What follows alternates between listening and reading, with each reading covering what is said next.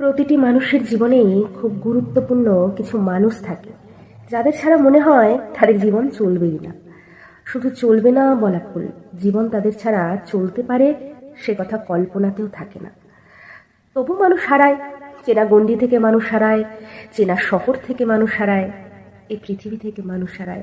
আবার কখনো চেনা মানুষ অচেনা হয়ে জীবন থেকে একদিন কোথায় যেন হারিয়ে যায়। তবু তো জীবন চলে। কি করে চলছে?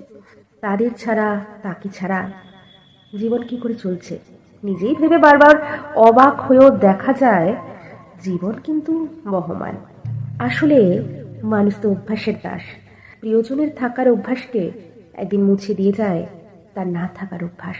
তাকে দেখার অনভ্যাসটাই সেদিন হয়তো অভ্যাস হয়ে যায়। আর দীর্ঘশ্বাস চেপে রেখে কিছু মানুষকে সেই অভ্যাসে অভ্যস্ত হয়ে যেতে হয়।